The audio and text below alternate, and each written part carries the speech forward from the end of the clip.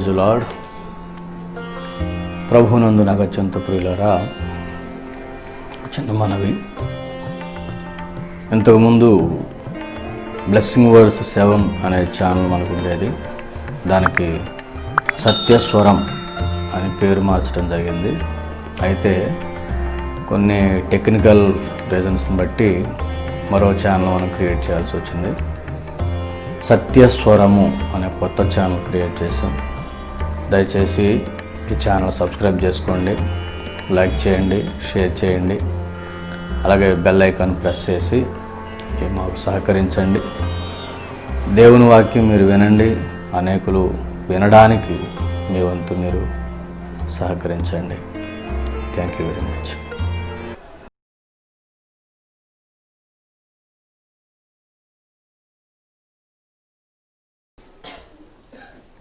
ప్రభునందు నాకు అత్యంత ప్రియులారా, ఈనాటి మన ధ్యానము కొరకు దేవుని పరిశుద్ధ గ్రంథంలో నుంచి ఒక మాట మనం చదువుకుందాము. మార్కు సువార్త 7వ అధ్యాయము 33వ వచనం చదవండి ఒకసారి. ఒకళ్ళు సమూహములో నుండి ఆయన వానిని ఏకాంతమునకు తోడుకొని పోయి వాని చెవులలో తన వ్రేళ్లు పెట్టి ఉమ్మివేసి వాని నాలుక ముట్టి ఆకాశం వైపు కన్నులెత్తి నిట్టూర్పు విడిచి ఎఫ్ఫాతా అని వానితో చెప్పెను. ఆ మాటకు తెరవబడుమని అర్థము. అంతటా వాని చెవులు తెరవబడెను, వాని నాలుక నరము సడలి వాడు తేటగా మాట్లాడుచుండెను. దేవునికి స్తోత్రం. చిన్నమాట ప్రార్థన చేసుకుందాం. పరిశుద్ధ దేవా, పరమ తండ్రి, సర్వశక్తి సంపన్నుడా, సర్వకృపానిధి, సమస్త ఆశీర్వాదములకు కారణభూతుడా, నీకే కృతజ్ఞతాస్తుతులు స్తోత్రములు చెల్లించుచున్నాను నాయన. మమ్మల్ని మిక్కిలిగా ప్రేమించిన తండ్రి, నీకు వందనాలు. మా ఎడల మీరు చూపిన కృప కనికరముల కొరకు వందనాలు. మీ దయా దీవెన ఆశీర్వాదముల కొరకు స్తోత్రం చెల్లిస్తున్నాను స్వామి. మమ్మల్ని ఎంతగానో ప్రేమించారు నాయన. మా ఎడల మీరు చూపిన కృప అపారమైనది స్వామి. మీ స్తోత్రాలు. మీరు ఎక్కల చాటు మమ్మల్ని భద్రపరుస్తూ, బలపరుస్తూ, ఆదరిస్తూ, ఆశీర్వదిస్తున్న దేవానికి స్తోత్రాలు చెల్లిస్తున్నాం. ఇదైనా మరొకసారి ప్రభువా మీ పాదాల వద్దకు వచ్చాం. మాతో మాట్లాడండి నాయన. నీ పక్షంగా నిలబడిన యొక్క బలహీన దాసుని మీ శిలువ రక్తముతో కడిగి నీ పరిశుద్ధాగ్నితో అభిషేకించి మీరే సూటిగా తేటగా మాతో మాట్లాడండి తండ్రి. మీరు మాట్లాడుతుండగా వినుబుద్ధిని గ్రహించు హృదయం మాకు దయచేయండి. అటగింప చూస్తున్న సమస్త అంధకార శక్తులను యేసు రక్త బలము చేత నజరుడైన యేసు నామములో గద్దించి పొమ్మని ఆజ్ఞాపిస్తున్నాం. ప్రతి విధమైన ఆటంకము యేసు నామములో తొలగిపోవునుగాక. తండ్రి, మీ ఆదరణ దయచేయండి, మీ ఆశీర్వాదం మాకు అనుగ్రహించండి. మీరు మాట్లాడుచూ ఉండగానే మాలో నూతన సృష్టి కలిగినట్లు మీ కార్యం జరిగించి మీ నామానికి మహిమ తెచ్చుకోమని యేసయ్య ఉన్నత నామములు అడిగి వేడుకొని ప్రార్థన చేస్తున్నాం మా ప్రియ పరలోకపు తండ్రి, ఆమేన్. దేవునికి స్తోత్రం కలుగునుగాక. ప్రభువునందు నాకు అత్యంత ప్రియులారా, చదవబడినటువంటి లేఖన భాగము చాలా సుపరిచితమైనటువంటిది. ఒక చెవిటివాడు, నత్తివాడు స్వస్థత పొందిన కార్యం ఇక్కడ మనం చూస్తూ ఉన్నాం. ఆ గలిలయ సముద్ర తీరానికి వచ్చినప్పుడు కొంతమంది ఈయన తీసుకొచ్చారట. చెవుడు గల, నత్తి గల వానిని ఒకరిని ఆయన వద్దకు జనులు తోడుకొని వచ్చి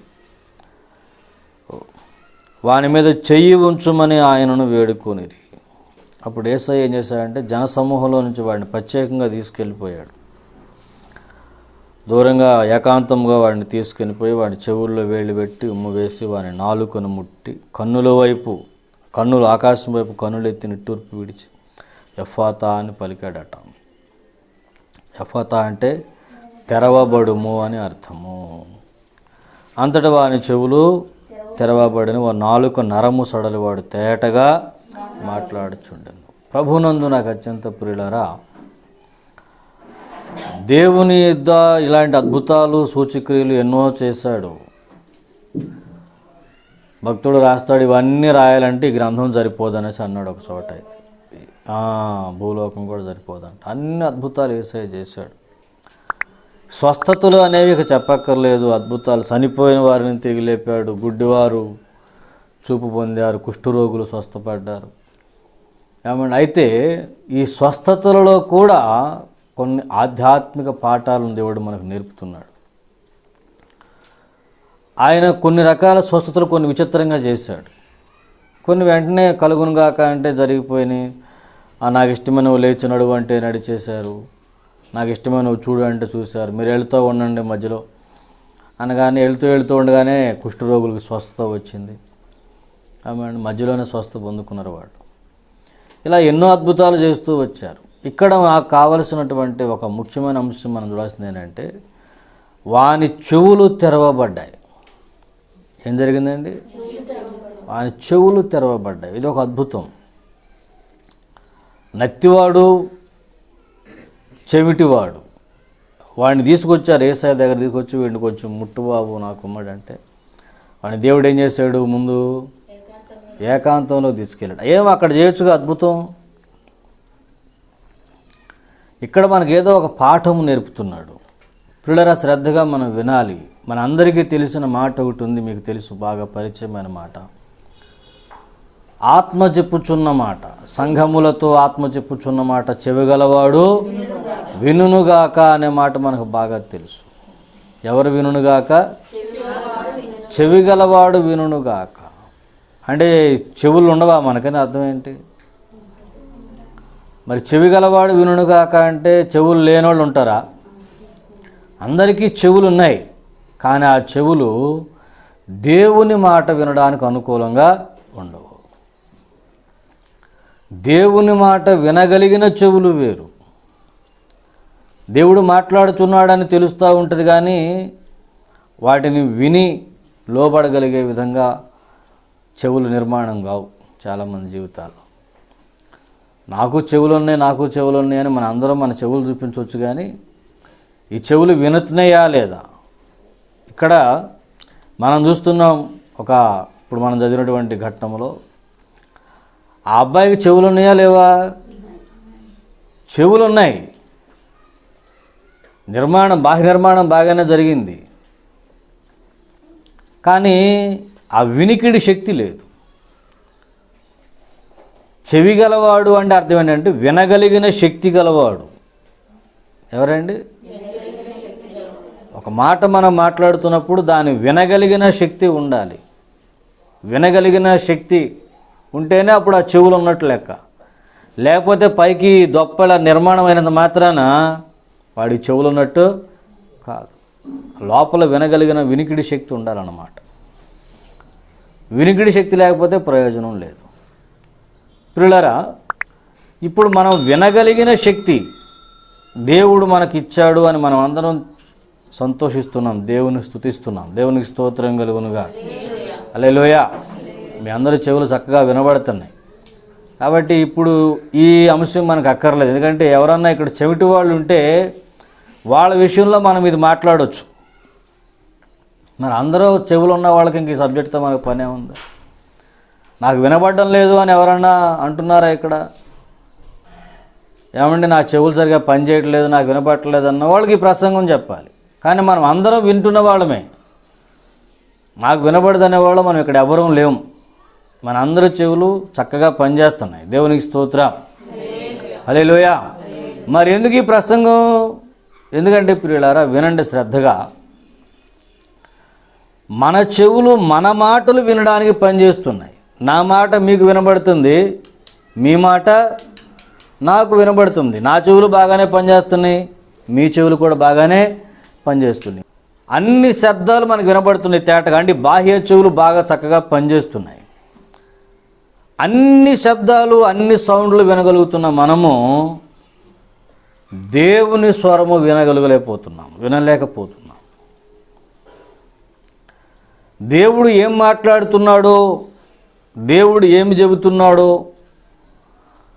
దేవుడు ఎందుకు మాట్లాడుతున్నాడో దాన్ని వినగల చెవి ఒకటి మనకు కావాలి. పిల్లలు పుట్టినప్పుడు ముఖ్యంగా ముందు చేసే పని ఏంటో తెలుసా అండి? పిల్లలు పుట్టగానే బోర్న్ బేబీస్ ముందు చేసే పని ఏంటంటే వాళ్ళు చేసే పని కాదు, మనం చేసే పని. పుట్టగానే వాడు ఎడుతాడో నవ్వుతాడో తర్వాత, ఆడు పుట్టగానే మనం చేసే పని ఏంటంటే ఫస్ట్ అన్ని పార్ట్లు చూస్తారు కరెక్ట్గా. కాళ్ళు చేతులు కరెక్ట్గా ఉన్నాయా, వేళ్ళు కరెక్ట్గా ఉన్నాయా, చెవులు కరెక్ట్గా ఉన్నాయా, ముక్కు పెదాలు అన్నీ కరెక్ట్గా ఉన్నాయా, అవయవ సౌష్ఠవం అంతా కరెక్ట్గా ఉందా అని చూస్తారు. అమ్మయ్య అన్నీ కరెక్ట్గా ఉంటే ఆ తర్వాత పిల్లాడు బంగారంలాగా ఉన్నాడు, ఆడ మగ తర్వాత విషయం, మంచి బిడ్డనిచ్చాడు దేవుడమ్మ అని చెప్తారు. అక్కడ ఏ వంకర లేకుండా పుట్టాడనంటే సగం ఆనందమే కదే ముందు. అంటే బాహ్యంగా అన్నీ లోపలే నిర్మాణం అయినాయి. వాడు తల్లి గర్భంలో ఉండగానే ఏమండి ఒక దినము నుంచి మొదలుపెట్టి ప్రతి దినదినము ఆ పిండము వృద్ధి చెంది గుండె, ఊపిరితిత్తులు, మూత్రపిండాలు వీటన్నిటితో పాటు ఏమండి లోపల ఉండే అవయవాలతో పాటు బయట ఉండే అవయవాలు కూడా లోపలే తయారవుతున్నాయి. అన్నీ చక్కగా తయారైన తర్వాత ఇక వాడి చర్మం కూడా అన్నీ తయారై ఇటు బాహ్య వాతావరణాన్ని కూడా సరిపోయే విధంగా అయినాక అప్పుడు బయటకు వస్తాడు, ఈ భూమి మీద పడతాడు.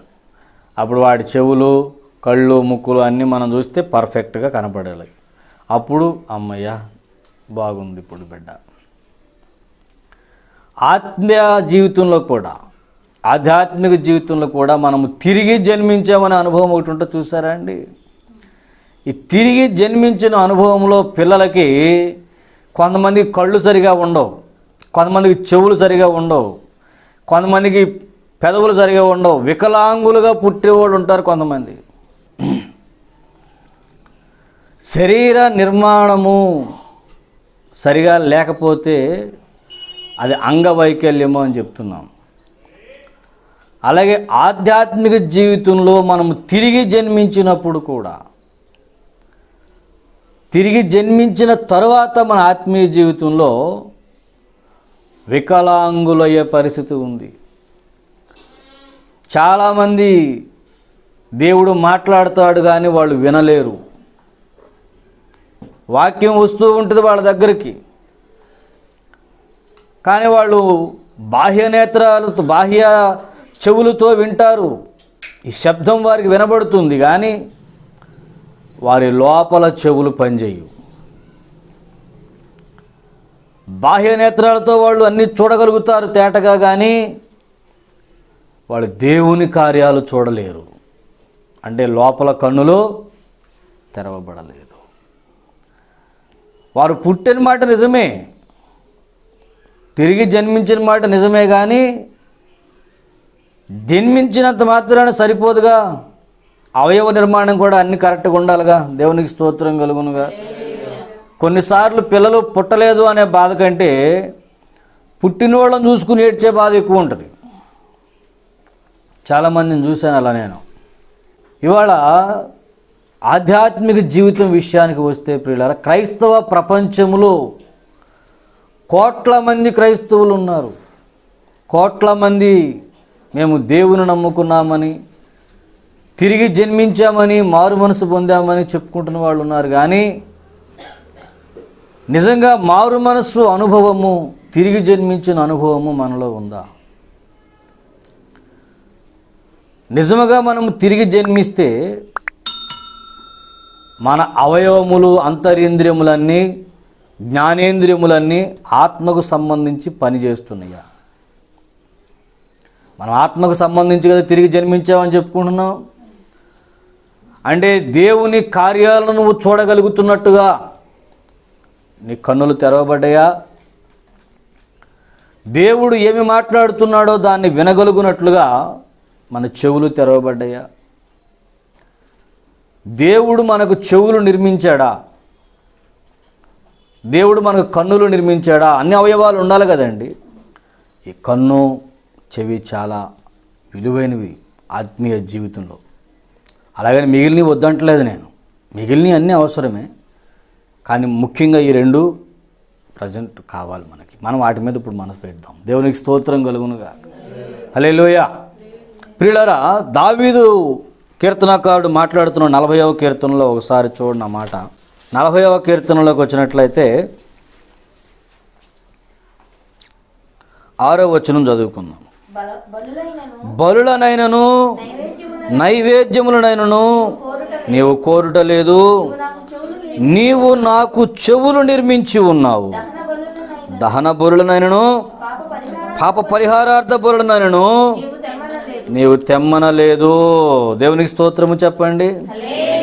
అక్కడ ఏమన్నాడు? బలులు నువ్వు కోరడం లేదు నాయనా.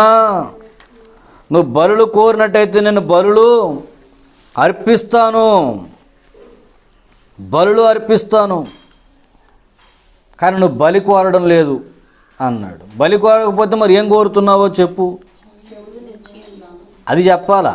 ఏం బలిని కోరట్లేదంటే మరి ఏం కోరుతున్నావో అని అది చెప్పాలి. అది చెప్పడం మానేసి ఈయన ఏమంటున్నాడు మధ్యలో అంటే అర్థం ఏంటి?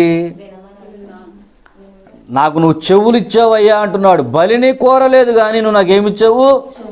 చెవులు ఇచ్చావు, చెవులు నిర్మించావు అన్నాడు. బలి అంటే మనం చేసేది ఏంటండి? బలి కర్మకాండ అంటే దేవునికి ఇచ్చేది మనం. మరి చెవులు అంటే ఏంటండి? మనం వినేది. నువ్వు బలిని కోరడం లేదు అన్నప్పుడు మరి దానికి ప్రత్యామ్నాయంగా ఏం కోరుతున్నావు అంటే నేను వినడం కోరుతున్నావు. అదే ప్రసంగి అంటాడు. ప్రసంగి 5వ అధ్యాయం 1వ వచనం ఒకసారి చూడండి. నీవు దేవుని మందిరమునకు పోవున్నప్పుడు నీ ప్రవర్తన జాగ్రత్తగా చూచుకొనుము. బుద్ధిహీనులు అర్పించినట్లుగా బలి అర్పించుట కంటే సమీపించి ఆలకించుట శ్రేష్టము. ఏది శ్రేష్టము? సమీపించి ఆలకించుట శ్రేష్టము. ఆలకించుట శ్రేష్టము. దేనికంటే శ్రేష్టము? బలులు అర్పించుట కంటే. బుద్ధిహీనులు అర్పించినట్టుగా బలి అర్పించడం. మనం చాలాసార్లు దేవుని ఎదుటికి వచ్చినప్పుడు పిల్లరా స్తుతి ధూపం వేస్తున్నాం, కానుకలు అర్పిస్తున్నాం, ఏమేమో దేవునికి ఇస్తున్నాం, దేవుని దగ్గర నుంచి మనం పొందుకోవాలని ప్రార్థన చేస్తున్నాం. కానీ దేవుడు ఏమి మాట్లాడుతున్నాడు నాతో ఈరోజు? ఏమి మాట్లాడాడు ఈరోజు నాతో? అసలు దేవుడు నాతో మాట్లాడాడు అనే స్పృహ మనకు కలిగిందా? నాతో ఏం మాట్లాడుతున్నాడు, ఏం మాట్లాడాడు అనే అంశం కంటే కూడా ముందు అసలు దేవుడు నాతో మాట్లాడుతున్నాడనే ఒక భావన నీ మనసులోకి కలిగి అన్నాళ్ళు అవుతుంది. అసలు కలుగుతుందా? ఈ బాహ్య చెవులు నీకు వినబడుతున్నాయి, నీకు అర్థమవుతుంది. పాస్టర్ గారు మాట్లాడుతున్నాడు, లేదా మన సహోదరు మాట్లాడుతుంది, మన సహోదరుడు మాట్లాడుతున్నాడు, నా పిల్లలు మాట్లాడుతున్నాడు, నా ఇంటి వారు మాట్లాడుతున్నారని నీకు ఆ స్వరం నువ్వు వినబడుతుంది, నీకు గుర్తుపడుతున్నావు. అలాగే ఈ చెవులు దేవుని స్వరమును గుర్తుపట్టినయా అంటున్నాను. ఇప్పుడు దేవుడు నాతో మాట్లాడాడు, దేవుడు నాతో మాట్లాడుతున్నాడు అనే విధంగా ఈ చెవులు నీకు తెరవబడ్డాయా? దావీదుకు తెరవబడ్డాయి. నువ్వు నాకు చెవులు నిర్మించావు అంటే నీ మాట వినగలిగే విధంగా నాకు చెవులు ఇచ్చావు. ప్రసంగి అదే మాట అంటున్నాడు.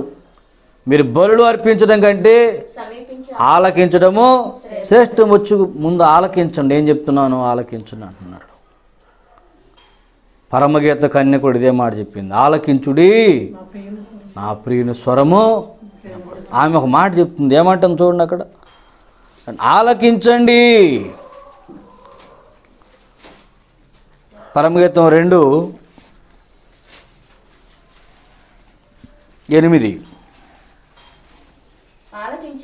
ఆలకించుడి నా ప్రియుని స్వరము వినబడుచున్నది, ఇందుగో అతడు వచ్చుచున్నాడు. ఏం చేస్తుంది ఆమె? ఆలకించండి అని ఎవరికో చెప్తుంది. అంటే ఈమెకు వినబడుతుంది, ఆమె వింటుంది. మరి చుట్టూ ఉన్నవాళ్ళు ఎందుకనలేదు?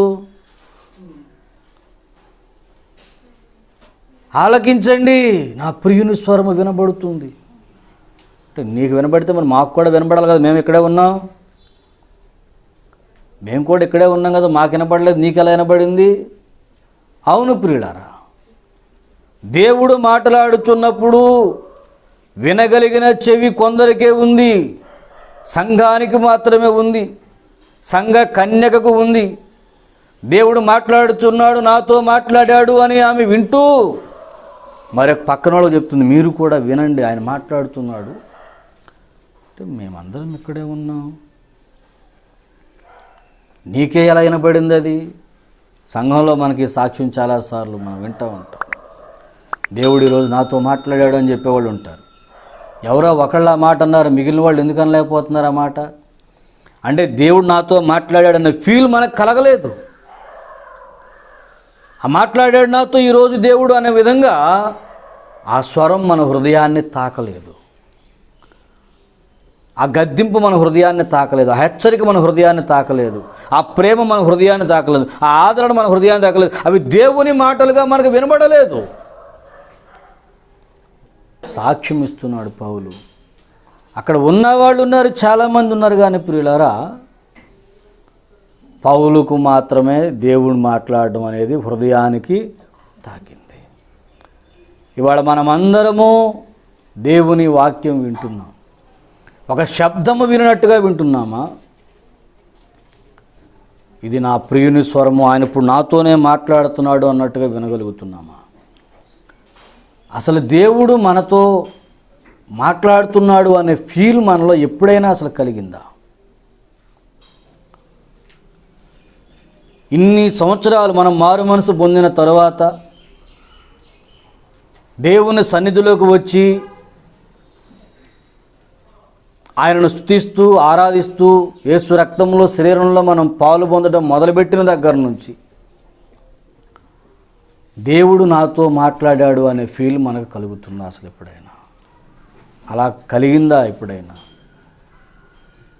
ఎన్నిసార్లు మనం ఆయన స్వరాన్ని నేరుగా మనం వినగలిగాం? అది ఏ రూపంలోనైనా మాట్లాడవచ్చు. ఆయన దైవజనుడి వాక్యం చెబుతూ ఉండగా నీ చెవులు దేవుని స్వరాన్ని వింటాయి. నువ్వు గ్రంథం చదువుతూ ఉండగా అక్కడ దేవుని స్వరం వినవచ్చు. ప్రకృతిలో జరుగుతున్న సంభవాలను చూస్తూ, ప్రకృతిలో పరిస్థితులను చూస్తూ దేవుని స్వరం వినవచ్చు. ఏదో ఒక చోటు నుంచి దేవుడు మనతో ప్రత్యేకంగా మాట్లాడుతుంటాడు. వినగలిగిన చెవి అన్నాడు. అందుకే సంఘములతో ఆత్మ చెప్పుచున్న మాట, చెవి గలవాడు వినుగాక. అంటే అందరికీ చెవులు లేవు, వినే చెవులు లేవు. భక్తులను నాకు నీవు చెవులు నిర్మించి, అంటే దేవుని స్వరం వినగలిగే చెవులు సంఘానికి ముందు ఉండాలి. ఈ చెవులు స్వస్థత పొందాలి. దేవుడు మాట్లాడుతున్నాడు కదా, నాకెందుకు నా హృదయంలో ఈ ఫీల్ రావట్లేదు దేవుడు నాతో మాట్లాడాడని? గ్రంథం చదువుతున్నా వినలేకపోతున్నాను. ఏమండి, ఈ వినగలిగిన చెవిని దేవుడే ఇవ్వాలి. సామెతల గ్రంథంలో ప్రియులారా చూడండి ఒకసారి, సామెతల గ్రంథము 20వ అధ్యాయము 12వ వచనం. వినగల చెవి, చూడగల కన్ను, ఈ రెండును యెహోవా కలుగజేసినవే. దేవునికి స్తోత్రం. నేను చెప్పాను ఇందాక, నేను ప్రారంభంలో, కన్ను చాలా ముఖ్యమైనది. దేవుని ముఖ దర్శనము చేయగలిగిన కన్ను, దేవుని కార్యములు చూడగలిగిన కన్ను దేవుడే మనకి ఇవ్వాలి. అలాగే దేవుని మాట వినగలిగే చెవి కూడా దేవుడే ఇవ్వాలి. చాలామంది దేవుని వాక్యము వింటారు, జ్ఞానపూర్వకంగా వింటారు, కానీ హృదయంలో వాళ్ళకి ఆ స్పర్శ ఉండదు. అబ్రహాము విన్నాడు, విని ఏం చేశాడు? వెంటనే పనికి దేవుడు మాట్లాడినట్టుగా నీకు ఆ మాట వినబడితే నీ వెంటనే నీ లోపల మార్పు చూస్తావు. దేవుడు ఏమైతే నీకు ఆజ్ఞాపిస్తున్నాడో, ఏమైతే హెచ్చరిస్తున్నాడో, ఏమైతే నీతో ఆదరణకరమైన మాటలు మాట్లాడుతున్నాడో వాటిని వెంటనే నువ్వు రిసీవ్ చేసుకుంటావు. నీ హృదయం వాటిని ఫీల్ అవుతుంది, నువ్వు కార్యాచరణలోకి పెట్టేస్తావు వాటిని. దేవుడు నీతో మాట్లాడిన ఫీల్ నీ హృదయానికి కలగకపోతే నీ జ్ఞానానికి అర్థమవుతుందేమో కానీ నీ హృదయం స్తబ్దుగా ఉండిపోతుంది. నీ హృదయంలో ఏ స్పందన ఉండదు. విషయం నీకు అర్థమవుతుంది అంతే, నువ్వు దేవుని పక్షంగా ఒక్క అడుగు కూడా ముందుకు వేయలేవు. ఆత్మీయ జీవితంలో ముందుకు నడవలేవు. ఆత్మీయ జీవితంలో ఎదుగుదల ఉండదు. దేవుని మాటను చేతితో పట్టుకోలేవు. దేవుని మాటను బట్టి నువ్వు నడవలేవు. దేవుని మాట కోసం నువ్వు బ్రతకడానికి ముందుకి అడుగు వేయలేవు. అబ్రహాము అడుగు వేయగలిగాడు. ఎవరండి? అబ్రహాము అడుగు వేయగలిగాడు. నోవాహుతో దేవుడు మాట్లాడాడు. వెంటనే ఆయన పనికి పూనుకున్నాడు. సంవత్సరాల తరబడి దేవుడు మనతో మాట్లాడుతున్నాడు. ఎప్పటి నుంచి అండి?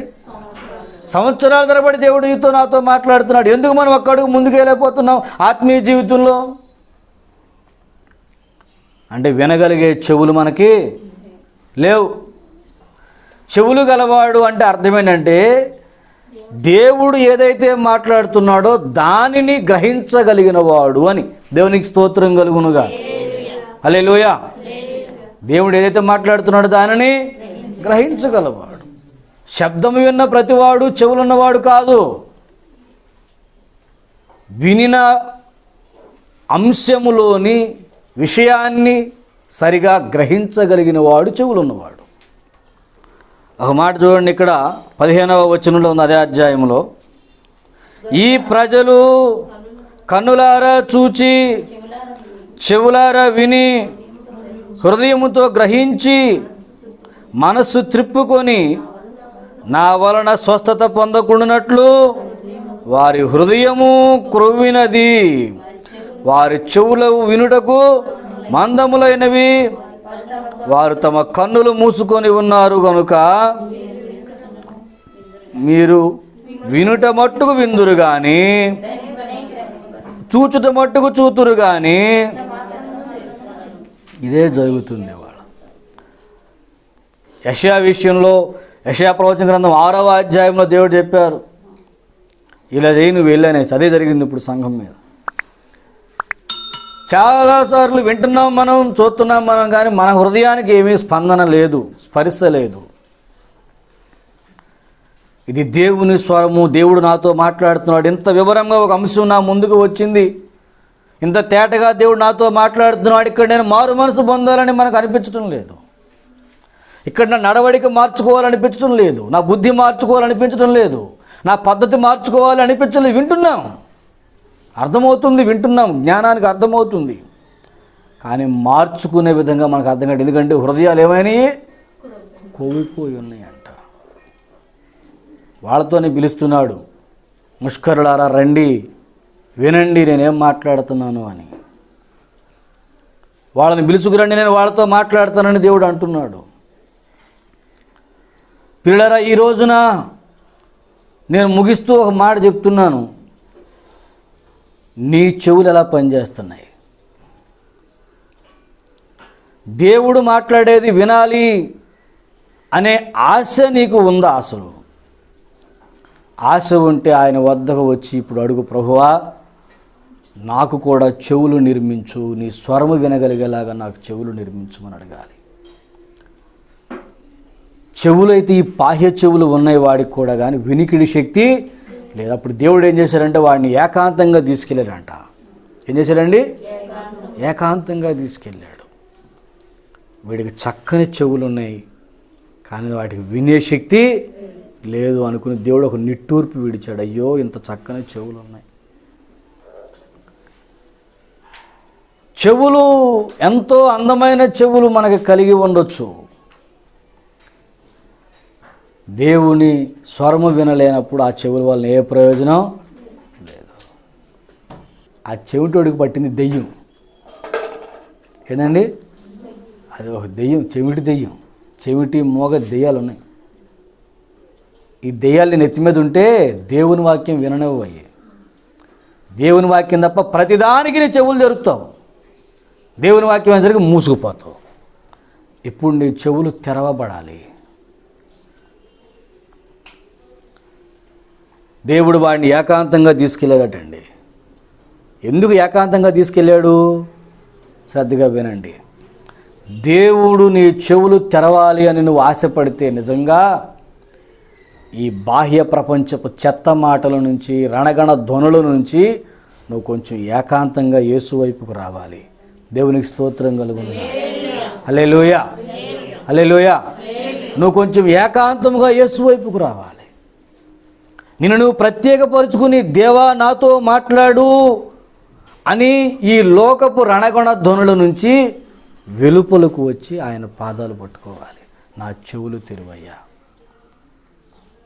ఏకాంతములో నువ్వు ప్రార్థన చేసి మోకరించి కన్నీరు గార్చి దేవుని పాదాలు పట్టుకుని ప్రభువా నీ స్వరం విని శక్తి నాకు దయచేయి, నా చెవులు తెరువు, నీ ముఖ దర్శనం చేసే కన్నులు నాకు ఇవ్వమని అడగాలి. ఒకప్పుడు దేవుడు వాక్యం వస్తూ ఉంటేనే మన హృదయం కదిలిపోతూ ఉండేది, దేవుడు మాట్లాడుతున్నాడని మనకు అర్థమైపోతుండేది. కానీ వాక్యం ఎంత సూటిగా వచ్చి ఏమండి చెవుల్లో పొడుతున్నా సరే సోలం పెట్టి పొడిచినట్టుగా హృదయానికి తాకటలా, పైగా కోపం వస్తుంది, చిరాకు వస్తుంది. ఎందుకు నాతోనే మాట్లాడతారా, నేనే మారాలా, నా మీదే గురిపెట్టి మాట్లాడతారా అనేంత విసుగు కూడా వస్తుంది చాలాసార్లు. అంతేగాని హృదయానికి దేవుని మాట అది మనకు అర్థం కావట్లేదు. అందుకే వీళ్ళ హృదయములు కొవిని అంట. కానీ చెప్తున్నాడు మరలా ప్రియులారా, శిష్యులతో అంటున్నాడు, ఈ సంగతులను చూడగోరియు చాలామంది చూడలేకపోయారు, వినగోరియు చాలామంది వినలేకపోయారు. కానీ ఇప్పుడైతే వీటిని చూచుచున్న మీ కన్నులు ధన్యములైనవి, ఈ మాటలు వినుచున్న మీ చెవులు ధన్యమైనవి. మీ చెవులు నేను తెరుస్తానన్నాడు యేసయ్య. దేవునికి స్తోత్రం కలుగునుగా. హల్లెలూయా, హల్లెలూయా, హల్లెలూయా. ప్రభునందు ప్రియులారా, మన చెవులు తెరవబడాలి. ఆయన చెప్తున్నాడు, మీ చెవులు నేను తెరుస్తాను అంటున్నాడు. దేవునికి స్తోత్రం కలుగునుగాక. హల్లెలూయా. దేవుని అడగదాం మనం ప్రియులారా. ప్రభువా నా చెవులు తెరవమని అడగాలి. ఆయన చెవిటి వారిని స్వస్థపరచడానికి, గుడ్డి వారికి చూపునివ్వడానికే వచ్చాడు కదా. అలాగే మనం ఇవాళ దేవుని సన్నిధిలో ఉండి నాకు కూడా చెవులు దయచేయమని అడగాలి దేవుణ్ణి. దేవునికి స్తోత్రం కలుగునుగాక. చూడండి, యెషయా ప్రవచన గ్రంథము 32వ అధ్యాయము 3వ వచనం, చూచువారి కన్నులు మందముగా ఉండవు, వినువారి చెవులు ఆలకించును. దేవునికి స్తోత్రం కలుగునుగా. హల్లెలూయా. యెషయా 32:3 చదివాను నేను. వినువారి చెవులు ఏం చేస్తాయంట? ఇది మనము స్వీకరిద్దాం. ఇప్పుడు నేను ఈ మాట వింటున్నాను, నా చెవులు, నా లోపలున్న చెవులు దేవుని స్వరమును ఆలకించాలి. ఆలకించే విధముగా నాకు చెవులు నాయనా అని మనం అడగాలి. సంవత్సరాల తరబడి వాక్యం నేను వింటున్నాను మందిరంలో ఉండి, కానీ ఒక్కరోజు కూడా దేవుడు నాతో మాట్లాడాడనే ఫీల్ నా హృదయానికి కలగలేదేమి.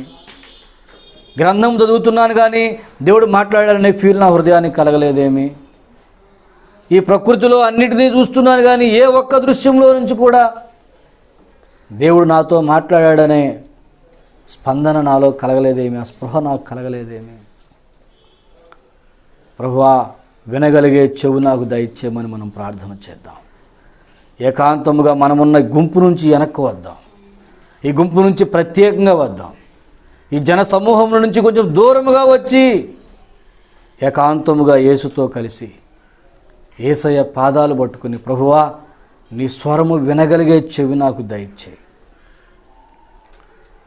నీ మాట వినగలిగే చెవి నాకు దయచేయి, నీవే నాతో మాట్లాడుతున్నావు, ఇది నీ స్వరము అని ఆనాడు షోలమీతి గుర్తుపట్టినట్టుగా నీ స్వరమును గుర్తుపట్టగలిగే చెవులు నాకు దయచేయి. పౌలు గుర్తుపట్టాడు, అబ్రహాము గుర్తుపట్టాడు, నోవహు గుర్తుపట్టాడు, ఎందరో భక్తులు గుర్తుపట్టారు. పిల్లరా, ఈరోజు మనం గుర్తుపట్టాలి. చాలామంది వారు విని గ్రహించి కూడా తృణీకరిస్తున్నారట. మీరు అలా చేయొద్దండి. మారు మనసు పొందడానికి మీరు ఇబ్బంది పడుతున్నారంటే దేవుని వాక్యం అర్థమయ్యాక కూడా మీరు దేనికి నిర్ణయించబడ్డారో మీరు ఆలోచించుకోండి. మారు మనసు పొందడానికి నువ్వు ఎందుకు నిరాకరిస్తున్నావు? ఏమని ఇక్కడ చూడండి ఒకసారి, యెహెజ్కేలు 12వ అధ్యాయంలో ఉంది, మొదటి నుండి చదవండి. మరియు యెహోవా వాక్కు నాకు ప్రత్యక్షమయ్యేలాగు సెలవిచ్చెను, నరపుత్రుడా, తిరుగుబాటు చేయి వారి మధ్య నీవు నివసించుచున్నావు, వారు ద్రోహులై ఉండి చూచు కన్నులు కలిగియు చూడక ఉన్నారు, విను చెవులు కలిగియు. చూడండి ఎంత పరిస్థితి. అంటే వీళ్ళ కన్నులు చూచాయా చూడనయ్యా? వీళ్ళ చెవులు వినబడుతున్నాయా వినబడడం లేదా? వినబడని వాడు గ్రహించలేదంటే అర్థం ఉంది, కనబడని వాడు గ్రహించలేదంటే అర్థం ఉంది. వినబడి కూడా వీడు గ్రహించలేదంటే అర్థం ఏంటి తెలుసా? వాడు ద్రోహం చేస్తున్నాడు. పైగా దేవునికి విరుద్ధంగా తిరుగుబాటు. నువ్వే గుంపులో ఉన్నావు. వినబడక వినలేకపోతున్నావా? విని గ్రహించి కూడా ఇది నాకు సంబంధం లేదు, నాకు వద్దు, నేను ఈ మాటకు లోబడను అని తిరుగుబాటు చేస్తున్నావా? ఏ స్థితిలో ఉన్నాం మనం? నిజంగా దేవుడు నాతో మాట్లాడిన ఫీల్ నాకు ఎప్పుడు కలగలేదండి అంటే నువ్వు ప్రార్థన చేసుకో, దేవుడు నీకు చెవులు తెరుస్తాడు. దేవుడు నాతో మాట్లాడుతున్నాడండి నాకు అర్థమవుతుందండి, అయినా సరే నేను లోబడటం లేదని అంటే నువ్వు పశ్చాత్తాపడాలి. ఎందుకంటే నువ్వు తిరుగుబాటు చేస్తున్నావు. నీకు విషయం అర్థమవుతుంది, అయినా సరే నేను లోబడను అని దేవుని ఎదుట ద్రోహంగా ప్రవర్తిస్తున్నావు. ఆయన మేలులు అనుభవిస్తూ, కృపను అనుభవిస్తూ, సంఘంలో ఉంటూ, ఆయన వలన కాపాడబడుతూ, పోషించబడుతూ, సంరక్షించబడుతూ కూడా ఆయన మాటను నువ్వు పెడచెవిని పెడుతున్నావు అన్నమాట. ఆయన మాటను పెడచెవిని పెడుతున్నావు అంటే నువ్వు ద్రోహం చేస్తున్నావు. ఏం చేస్తున్నావు? ద్రోహం చేస్తున్నావు. కాబట్టి ప్రియులారా, మనం మారు మనసు పొందాలి.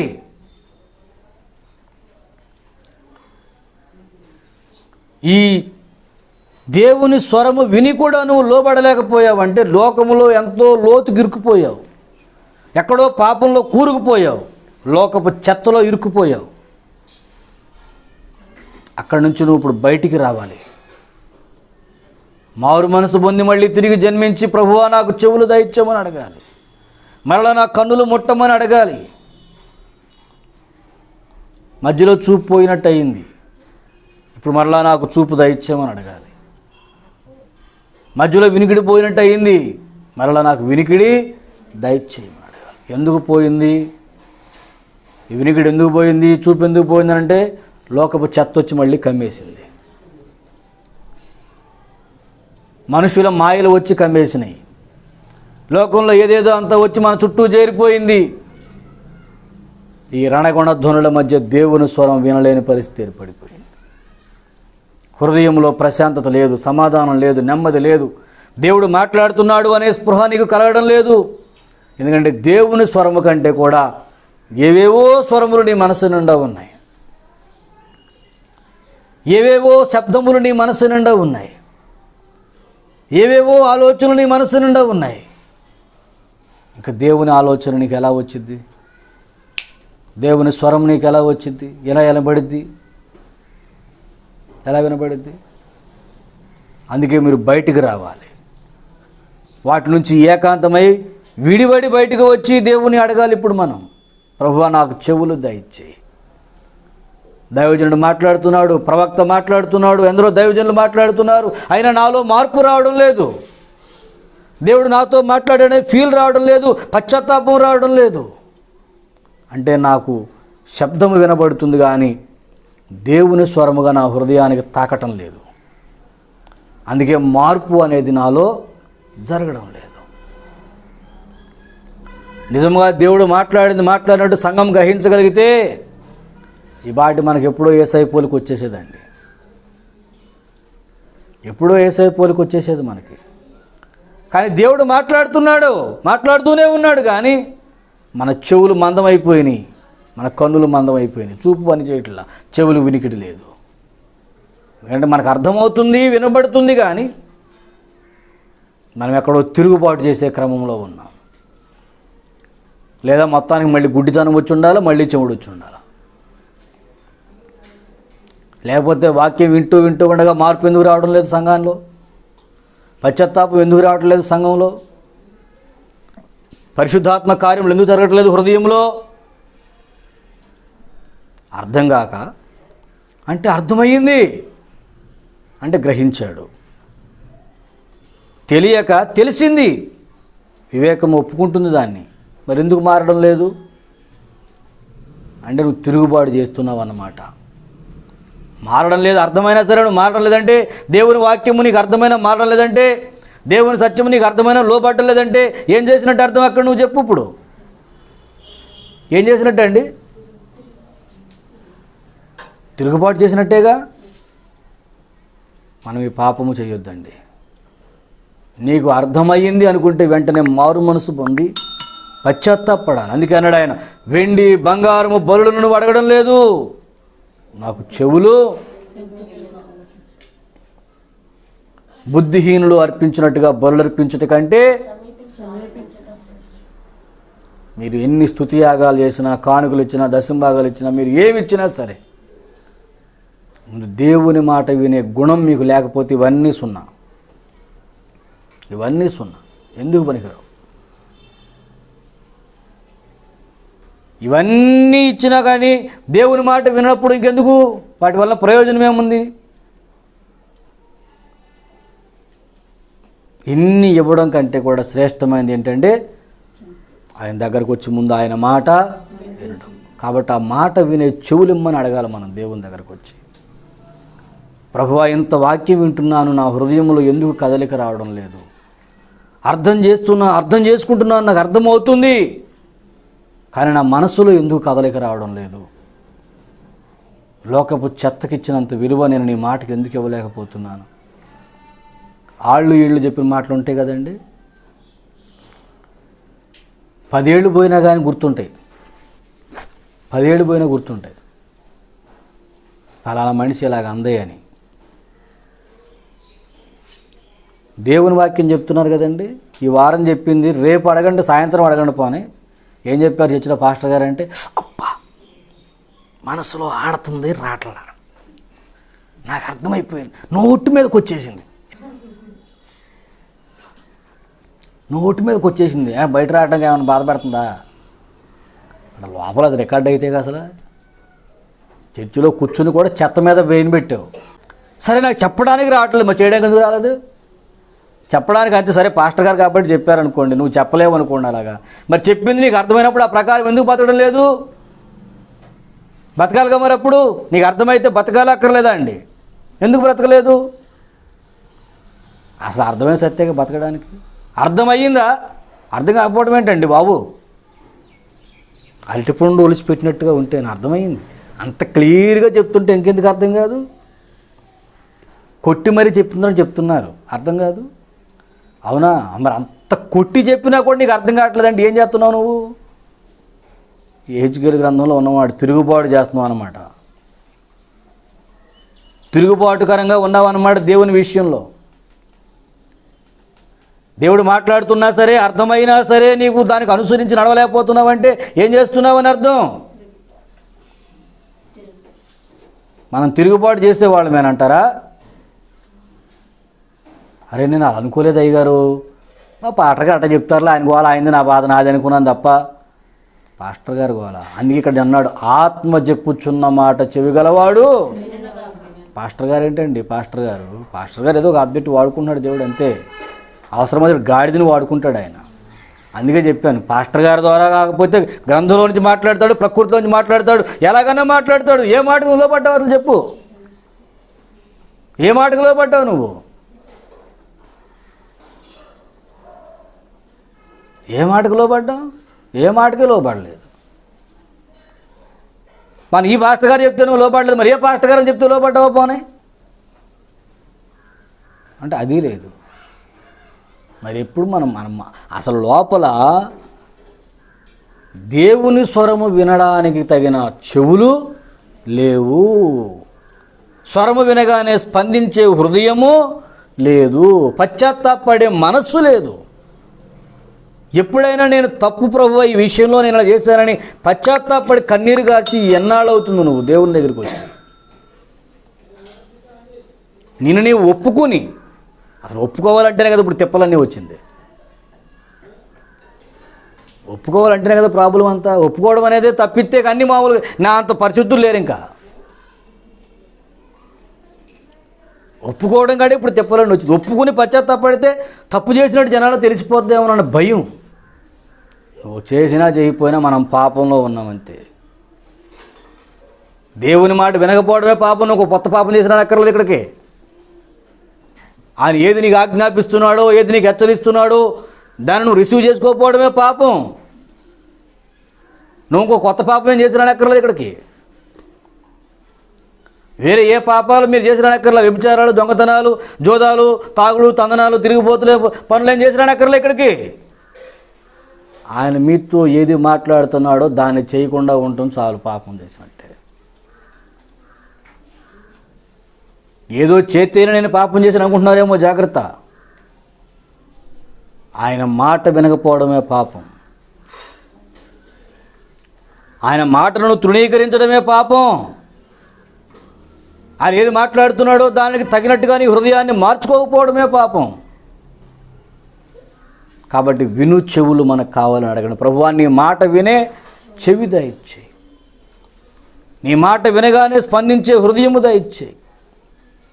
నా చెవులు తెరవమని ఏకాంతముగా యేసయ్య వద్దకు వచ్చి మనం ప్రార్థన చేసుకుందాం. ప్రియులారా, ప్రార్థన చేసుకుందాం. ప్రభు వైపు చూద్దాం. దేవుని ముఖదర్శనము చేద్దాం. ప్రభువా, నా కన్నులు తెరువు, నా చెవులు తెరువు, నీ కార్యములు చూడగలుగునట్లు నాకు సహాయము చేయమని దేవుని దగ్గరికి వద్దాం. బిడ్డలారా, కొద్ది నిమిషాలు ఈ శబ్దములన్నిటి నుంచి వేరుగా నీ మనస్సును ప్రశాంతపరిచి, నీ మనసులో మోగుతున్న ధ్వనులన్నిటికీ వెలుపలికి వచ్చేసి దేవుని దగ్గర మోకరించి ఏకాంతముగా యేసయ్యను మనము దర్శిద్దాం. ఏకాంతముగా యేసు వద్దకు వద్దాం. ఏకాంతముగా యేసు వద్దకు వచ్చి ఆయనతో మాట్లాడదాం. ప్రభువా, నా చెవులు తెరువమని. నీ వద్దకు వస్తున్నానయ్యా, నీ స్వరం వినగలిగేలాగా నా చెవులు దయచేయి. నా చెవులను ముట్టు. ఆత్మ చెప్పుచున్న మాట వినగలిగే చెవి నాకు దయచేయి. వినగలిగిన చెవి ఇచ్చేది నీవే కదా ప్రభువా. చెవి దయచేయమని అడుగుదాం. వినగలిగిన చెవి దేవుడిస్తాడు.